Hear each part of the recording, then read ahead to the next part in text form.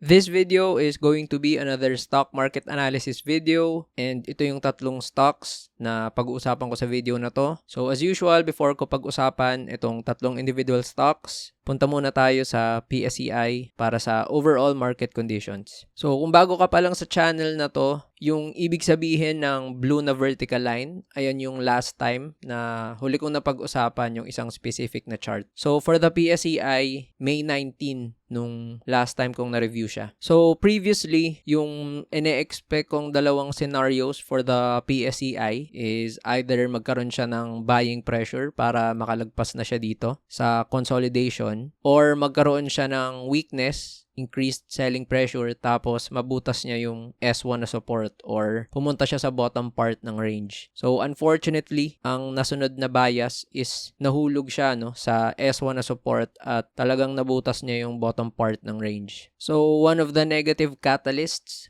for the PSEI, nagkaroon ng rebalancing sa MSCI. And I think dahil doon, maraming mga institutions or mga funds na lumabas sa mga iba't ibang stocks sa exchange natin, lalo na sa mga blue chips. Kaya kung mapapansin nyo, talagang karamihan ng mga PSEI stocks, talagang ang laki ng mga selling volume nila, tapos nag-drop talaga ng more than 3%, 4%, 5%. So dahil nag-drop na yung PSEI dito sa S1, itong S1 na support by role reversal, magiging resistance na to. So tatanggalin ko yan, and dito ilalagay ko na siyang R1. And of course, in the event na makabawi yung PSEI, let's say next week, makabalik siya dito sa loob, tapos hindi na siya mahulog sa ilalim, then mako-convert ulit sa support. Pero sa ngayon, I'm expecting na magre-resist na tong 5.8 level na to as the resistance. So, ibig sabihin yan, itong previously kong nalagay na resistance dito, syempre magiging na tong R2. Tapos itong R2 magiging ng R3. So, tatanggalin ko na tong consolidation. So, ayan na siya dahil nag-breakdown na yung prices, And mukhang ang gagawin na pattern ng PSEI is susundan niya tong trend line niya. So, posible ba na maging downward channel yung galaw ng PSEI? So, if this becomes the new swing low for the PSEI, then it's possible na mag-bounce siya dito, tapos sundan niya na tong move ng channel niya, So, ang magandang milestone for the PSEI, syempre, is makalabas siya sa levels na to. A good scenario would be mag-close na siya above ng 6K, Pero, syempre, kapag sobrang lakas talaga nung selling pressure and then mabutas tong trend line next week, again, hindi surprising kung mapupuntahan niya tong S2 na support around the 5-6 level, kasi ito naman yung next na major support niya and corresponding sa kanyang 52-week low. So, on the bullish side of things, gusto kong makita breakout yung PSEI sa 6K, tapos hindi na siya bumaba dyan. And somehow neutral scenario, dapat makabalik siya dito above ng 5.8, So, ayan yung mga pwedeng mangyaring moves ng PSEI for the short term to medium term. So, tingnan natin next week kung magkakaroon pa ng dagdag na selling pressure since adjustment ng MSCI, effective by June 1. So, tingnan natin kung kayang labanan ng local institutions or mga local funds yung exit ng mga foreign institutions. So, for the first stock na pag-uusapan natin, that's JFC. So, andito na tayo sa chart ng JFC. Ay, maling chart pala. So, for JFC, grabe yung naging sell down nitong Friday. Isa sa mga pinakamalaking selling volume niya, And nung last time na napag-usapan ko to sa stock market analysis videos ko, nung May 19, and ito nga, sabi ko, may potential pa siya na mag-revisit at bumalik dito sa kanyang S1 na support. So, if you're able to watch yung goodbye or goodbye video ko sa Jollibee, kung hindi nyo pa napapanood yan, you can click towards the upper right. Dito ko pinag-usapan yung ina-anticipate ko na mangyayaring selling sa May 29 dahil sa adjustment ng MSCI index for the Philippines, kasi magte-take effect yung rebalancing nila ng June 1. So, I was expecting na magkakaroon ng selling for JFC nitong Friday. Ang nakakagulat lang is talagang sobrang laki, nung selling volume niya. So, kung makikita nyo dito, nung May 12, ito lang yung selling volume na nangyari sa kanya. So, grabe, halos times 5 to times 6 compared sa naging volume niya for today. So, nahulog na yung stock dito sa S1. So, of course, kung magpapatuloy yung selling sa next week, itong level ng JFC magiging na tong R1. So, syempre, yung kanyang mga ibang resistances mag-a-adjust na rin. So, ngayon, meron tayong downward na pressure sa JFC. So, mataas yung chance, no, na pag nagkaroon pa ng selling pressure next week, may ibababa pa siya. So, tingnan natin towards the left kung ano yung pwede niyang puntahan na price para sa next na support. So, ito meron tayong nakikita ang 3 support levels na swing low niya. So, ito siya. Around 125. Tapos, ito naman, 108.7. O, pwede nating sabihin 109. Tapos, dito around 91 na price area. So, yung merong mga green arrows, no? So, ibig sabihin, dito sa around 125, ito na yung next na possible support for JFC. So, yan yung S1. And then, dito sa 108.6 to 109, syempre, ito na yung magiging S2. And medyo malalim na yung 91, pero syempre, structure support yan. So, ayan yung S3. So, tingnan natin next week kung may potential na mag-support ba tong S1 at dito na magkaroon ng malakas na support for JFC or magkakaroon pa ba ng malakas na selling, no? Para i-revisit nyo talaga yung multi-year low niya dito pa sa S2 around 109 na price area. So, napag-usapan ko naman to nung May 19, if you're able to watch that video. Pag nilabas ko yung MA20, kitang-kita naman na nasa strong short-term downtrend yung JFC. So, tinatry niyang makalabas dito sa short-term downtrend niya nung first week to second week na May, pero di niya talaga kaya. Pag nilabas ko naman yung MA50, ito talaga, never na siyang nag-touch ulit sa MA50 nung nahulog siya nung March 4 dahil sa Middle East conflict. So, still expecting a medium-term downtrend for JFC. And pag nilabas ko yung MA100, ayun, sobrang layo pa talaga, no? So, kitang-kita na long-term downtrend talaga for Jollibee. So, in the event na mag-support yung S1, so, kung i-assume ko lang na magiging strong support level to, that means ito na yung pwede niyang maging consolidation, no? So, pwede mag-create siya ng continuation ng consolidation niya before. And kung magkaroon man ng magandang catalyst for Jollibee, then bullish scenario na pag nakalagpas siya dito sa 141 na price area. Pero sa ngayon, no, mukhang mahirap pa ata na malagpasan niya tong level na to. Mas mataas yung chance na mag-consolidate siya or mahulog siya sa S1. So, for the next stock, that's SGP.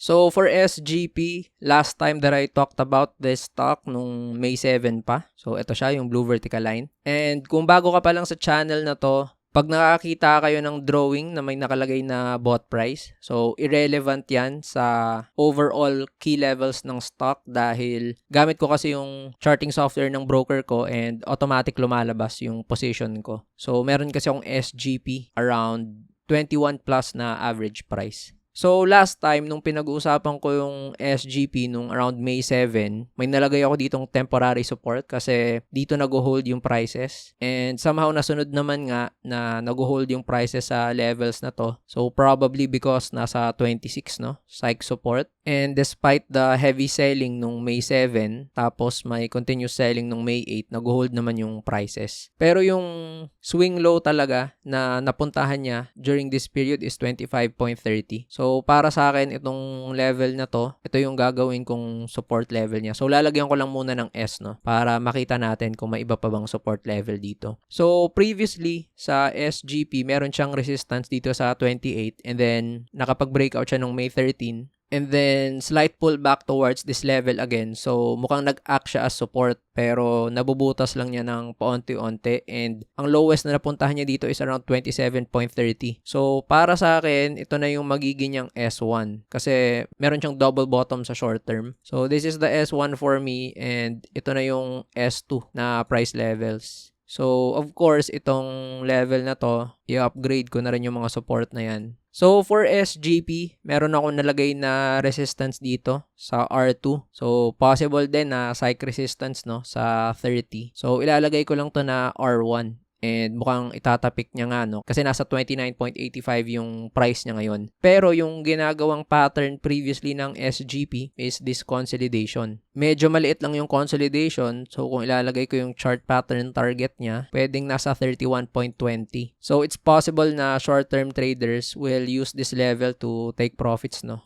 Yung talagang quick trades lang. So, baka maka-encounter ng selling pressure sa levels na to. Although yung stock, syempre, nasa 52-week high breakout siya. So, as long as the buying pressure and volume is still there, I expect na kaya pa sigurong lagpasan ng SGP itong mga levels na to. So, wag lang magkaroon ng negative na catalyst for SGP mismo, or di kaya malakas talaga yung maging selling sa overall markets kasi syempre mataas na tong galaw ng stock and magkakaroon na ng take profits dyan. So, pag nilabas ko yung MA20, makikita natin na nasa short-term uptrend pa rin yung SGP. Since the last week of April, no, nung nalagpasan niya tong level na to. So, intact pa naman yung kanyang short-term uptrend. Nagkaroon lang siya ng mga mini pause during this month of May. And then, for the MA50, so, kitang-kita naman na nasa medium-term uptrend yung stock. Nagkaroon lang siya ng slight dip nung first week ng March. So, as expected, dahil sa Middle East conflict, no, nagkaroon ng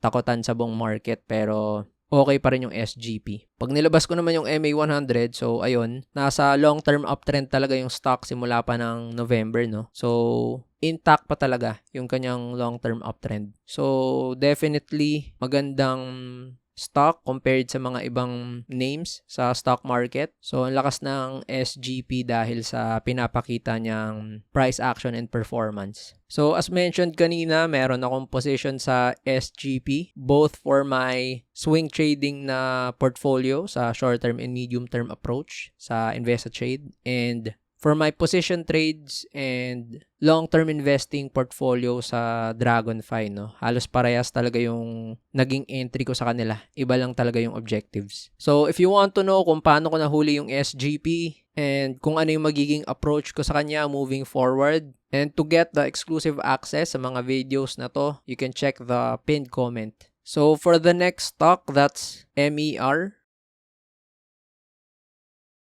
So, for Meralco, the last time na napag-usapan ko yung stock na to, medyo matagal na. Halos 2 months ago. And during this time, ito nga yung mga na-plot ko na key levels. So, ang ganda sana nung galaw ng Meralco, nakapag-breakout siya dito sa maliit niyang consolidation and dito sa mas malaki niyang box. Unfortunately, nagkaroon ng malakas na bentahan sa kanya nung April 30 and hindi niya na naabot yung chart pattern target dito sa 700 to 710.84. So, tatanggalin ko na yan and lalagyan ko lang to ng 700 as psych resistance. So, nung nagkaroon ng breakdown, pabalik dito sa loob ng box, nirevisit niya yung S1 na support nitong Friday, no? So, ayan, andito siya sa S1. So, tatanggalin ko na tong mga box na mga drawings and yung mga arrows. So, para sa akin, ito pa rin yung mga support levels ng Meralco. So, dati, meron siyang immediate support sa level na to. So, nag-isa na siyang double bottom, no? So, ang problema lang, nagkaroon siya ng malakas na selling today. So, syempre, it's a possibility na itong 586 na level na to maging ng resistance. So, para sa akin, ito yung current R1 niya. And you could also say na may ginagawang consolidation yung Meralco around this time. So, pwedeng may support tayo na short-term na double bottom sa 630, 629 na level. So, para sa akin, ito yung potential niya na R2. So, lahat mga previous support na naging ng resistance. And itong area na to sa 679